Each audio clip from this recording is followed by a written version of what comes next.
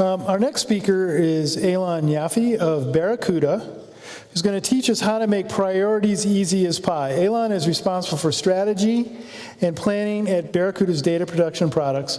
He's been working in various roles related to software development for more than 20 years. So help me welcome Alon to the stage. Thank you. So my name is Alon Yaffe. I'm VP of Product Management at Barracuda, right across the street here. And I am not here to talk to you about Barracuda today. If you want to learn more about what Barracuda does, and we do a lot of really interesting things, come visit us during Tech Trek. So that's going to be the teaser for today.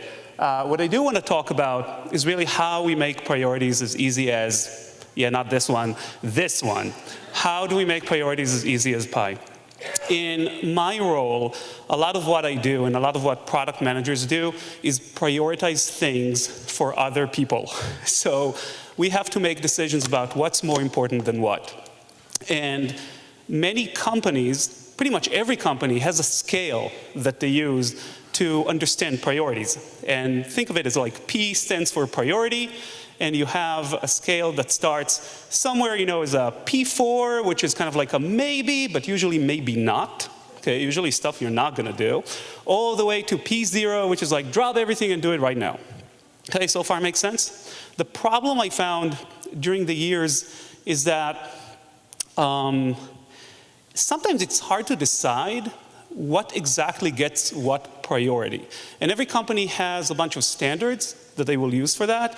If this affects this many customers or it's a core functionality of the product, it gets really complex. So I was thinking about how we can really simplify this and make it stupid simple, which is why the rest of this presentation is going to be really stupid.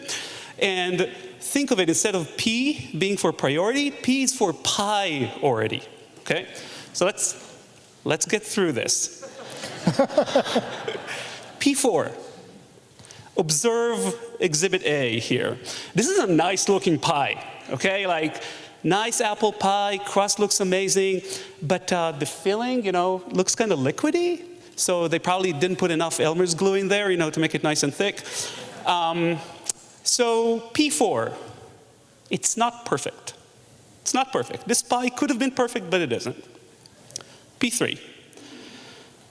Okay, so this is, I believe, a cheesecake pecan pie. And I think this will be delicious, like if I tasted it, but it doesn't look great. It's not very appetizing. So think of a P3 as being ugly but tasty. Okay? The functionality of the pie has not been compromised. The pie is still edible, the pie is good, it doesn't look great. P2. I will let you process this for a second. And yes, those are fish heads sticking out of the pie for the people in the back that probably can't see it, and you're lucky that you can't see this. So here's the thing. This is probably not what you expected when you ordered the Michigan 4-berry pie. Okay? It's still edible with compromises. That's what I would consider to be a P2, edible with compromises. Moving on, P1. Okay, so this used to be probably some kind of a cream pie.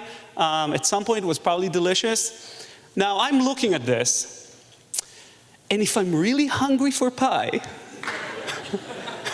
and I have a spoon, because I'm not gonna use my hands to eat, I might actually try this out. So P1, preferable to starving. Okay? P0. Where's the pie? Okay? So instead of thinking of the world as being, maybe to, drop everything is do it now, do it right now, I like to think of it as it's not perfect, ugly but tasty, edible with compromises, preferable to starving, and no pie.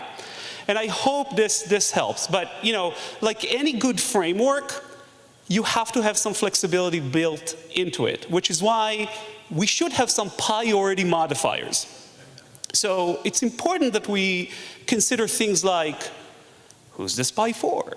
You might have the most delicious, perfect-looking peanut butter pie, and you're serving it to a person with peanut allergies, That's a P0. There's no pie. That person cannot eat the pie. So who's this pie for? Very, very important to consider. How many people are waiting for pie? You know, if it's only one, yeah, maybe you can scrape the thing from the floor and give it to them. But if it's a crowd, you know, you should probably not do that. How long can they wait? This can work both ways. If they're very hungry, you know, you have more urgency around this. If they, you know, if they're not, they can wait. That's good. That gives you more time. Do they have other options? You know, that guy that you're serving the peanut butter pie to maybe has tacos. And yes, they're not equivalent, but tacos are sort of food. And if they're really hungry, they can eat the tacos. So that's useful to keep in mind. So now when we're looking at this priority scale or the modified priority scale, you can see that we can allow people to adjust, escalate, de-escalate priorities based on factors. And in this case, it will be, you know, if you were dealing with VIPs, in this case, it stands for vocal and incredibly picky. Then, of course, that elevates the priority. Lots of people, hungry people, elevates the priority. Other options and patient people usually will de-escalate the priority. And that's all I had for you. Thank you.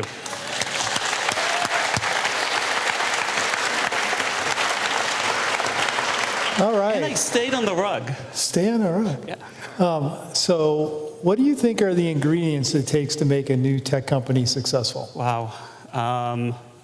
What do I think? Okay. So first of all, I think it's really, really important that you're solving a real problem. To me, that's more important than the technology or how cool the solution is. If your solution in search of a problem, you will probably not be super successful unless you're really able to anticipate the market years in advance, and there's very, very few you know, people and companies that can do that. So make sure you're solving a real problem.